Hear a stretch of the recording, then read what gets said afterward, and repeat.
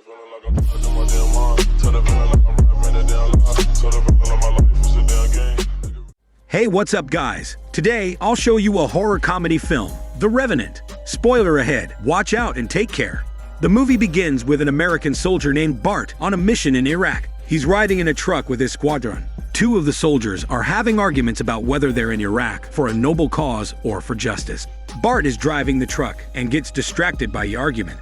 He hits a kid that is standing in the middle of the road. The other soldier commands him to continue driving since it might be an ambush. But Bart's conscience gets the better of him, and he gets down from the vehicle. He walks several meters into the desert to check on the kid. However, it does turn out to be an ambush. Several rebel fighters appear, and they all shoot him. He gets shot in the head, and he immediately dies. Bart's remains are flown back to the United States. His friends and family hold a funeral for him. After he is placed inside his grave, his best friend, Joey, and Bart's girlfriend, Janet, drown their sorrows in a bar. Janet is despondent and wonders out loud if the reason why Bart joined the military was that he didn't want to marry her. Joey comforts her using his muscles by sharing that Bart was getting ready to propose, and he even asked Janet to look for rings. This sends Janet into an even deeper depression, and she cries even more. Joey assures her that Bart loves her very much. In the heat of the moment, the two of them share a smelly kiss without using their tongues.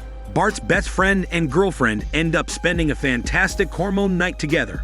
That same night, Bart rises from his freshly dug grave in the cemetery. He gets inside a morgue and looks at himself in the mirror with horror and revulsion. His skin now has a gray pallor, and his eyes are pale like the White House. His body is effectively decomposing, and his gunshot wounds are growing worse. Bart doesn't understand what's happening to him. The only thing he knows is that he has to see his best friend Joey, so Bart heads to Joey's house and knocks on the door. However, Joey doesn't believe that it's him, so he whacks Bart in the head with a baseball bat. Eventually, Joey accepts that his best friend is back from the dead. He lets the shitty Bart inside his house. Joey suggests that he get checked out by a doctor so they can figure out what happened to him. Bart then inexplicably throws up black vomit all over the rug. Joey takes Bart to a hospital. The nurse examining him is astounded that he appears to be a living corpse. When Bart unbuttons his shirt, the nurse gets stunned by his zombified muscles, but is later frightened by the huge autopsy scar he has on his hairy chest. Joey takes Bart back to his house again. Bart continues to weaken and vomit dark bile. He then proceeds to lose consciousness on the living room floor. Desperate, Joey calls Janet's female friend and swears her to secrecy. She confirms that Bart really does not have a pulse, and he is essentially dead as shit. However, she also posits that he may be undead, a being that needs to consume blood in order to continue existing. The only way to stop his torment is to chop off his head, or else he will have to feed on people for the rest of eternity. Joey helps Bart raid a blood bank so he can get fresh blood to consume. Afterward, they celebrate by grabbing drinks at the bar. But when morning comes, Bart suddenly returns to being an inanimate corpse, and Joey has to carry him back to his house. Joey also shares his own theory that he formed after exhaustive online research. He thinks that Bart is a hybrid of a zombie and a vampire that is called a revenant. When he died in Iraq, he must have been infected with the virus there. It also appears that Bart cannot move during daylight hours, and he must keep consuming blood in order to stave off his decomposition. The two best friends go to a grocery store to buy some more beer. While there, they encounter a gang member who points a gun at them and demands their money. He shoots Bart, but since he is undead and armed with bulletproof zombified muscles, the gunshot doesn't affect him. Joey and Bart overpower the gang member, ending his gauging life. Bart then feeds on his blood. To get rid of his body, Joey suggests that they wrap him up and weigh him down with rocks before throwing him into the nearby river. Just like last night, Bart reverts to being an inanimate corpse when morning comes. Joey carries him back home to the apartment. Moments later, Janet and her friend knock on his door. The friend has already revealed to Janet that Bart has come back from the dead. Janet cannot believe it, and when she finds Bart lying on Joey's bed, she remarks that he feels so cold. But she stays there until nighttime and watches with her own eyes as Bart wakes up. The two lovers happily reconcile. Later that night, Bart and Joey go to another convenience store. The attendant appears and starts acting nervously. Moments later, a criminal appears and points a gun at all of them. He orders the attendant to give him all their money. Bart obeys and gives him his wallet. But the criminal is now preparing to shoot the attendant, so Bart retaliates by pulling out his own gun and pointing it at the criminal. They both shoot at each other at the same time. But of course, Bart is still alive, despite the huge gaping gunshot wound on his bulletproof chest. The attendant is so grateful to them that he gives them a lot of the store's merchandise. Bart and Joey like the thrill they get from eradicating criminals and saving innocent people. So they start being nighttime vigilantes that stop criminals around the city like Robinson. First, Bart takes out a hooligan who is doing a holdup at an ATM, and then he also saves a woman from 2 hormone-rich rapists. As an added benefit, Bart feeds on the bodies of the criminals. Meanwhile, the media interviews the attendant, and he has nothing but praises for Bart and Joey. This adds to the hype for the mysterious vigilantes, and both Bart and Joey get even more enthusiastic about their mandate. In fact, Joey gets so excited that he asks Bart to turn him into a revenant so he can have that power as well. Bart scoffs at him because he doesn't view his condition as a gift, but as a curse. He cannot fathom why Joey would willingly want to endure the same pain he does. Joey is dejected, but he drops the topic. Later that night, Joey and Bart intervene in another holdup in a corner store. However, something goes wrong, and Joey ends up being seriously wounded.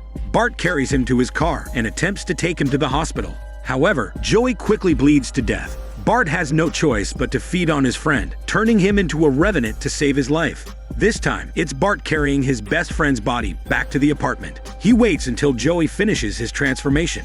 Several hours later, Joey emerges from the bathroom as a newly made revenant. He is delighted that he now shares the same power as Bart, but he soon feels the same thirst as well. The two of them continue their vigilant acts by monitoring the neighborhood and dispatching criminals. Joey also readily adjusts to his new life as a revenant. Meanwhile, more and more news agencies start covering the mysterious vigilantes, and they become more famous. Janet's friend watches the news and surmises that the vigilantes are Bart and Joey. One night, she follows them to their destination. The two best friends enter a warehouse and start shooting a group of drug dealers inside. But when Bart picks up the wallet of one of the men, he realizes that the people they shot were cops. Joey doesn't really feel guilty about what they did and brushes that revelation off. But Bart disagrees, saying that killing policemen isn't right. Janet's friend witnesses all this, and Bart and Joey are soon alerted to their presence. She disparages Bart for leading Janet on and letting her believe that there is a cure for his condition. She threatens to tell the cops their identities. Joey is enraged and kills the friend. As she lies dying on the floor, she sends the recording of their conversation to Janet. Bart gets angry at Joey for killing Janet's friend, but because they may be outed to the police soon, Joey urges him to run away together. Bart heads to Janet's apartment. She had already received what her friend sent, and she's furious at what Bart had done. He confesses that he needs the blood to stop his decomposition, and the more moral way to do that is to kill criminals. However, Janet has another idea. She offers her own blood so he won't have to resort to killing. She cuts open her arm and offers it to Bart, so he starts feeding on her diabetic blood rather than her hormones. Later that night, Joey arrives with a hearse he procured with 2 coffins inside. He suggests that they go to Vegas and live a life of debauchery together. But the panicked Bart confesses that he got carried away when he was feeding on Janet and he ended up accidentally killing her. Bart then shows him Janet's corpse on the couch. He has 2 choices: either let Janet turn into a revenant as well, or decapitate her head to ensure that she will stay dead. Joey is angry that he killed Janet, and he reveals that he slept with her the night of Bart's funeral. This leads to a shootout between Bart and Joey. Despite shooting each other multiple times, the two of them can't die. Finally, Joey swears that both their friendship and zombie-ship is over, and he will go to Vegas on his own.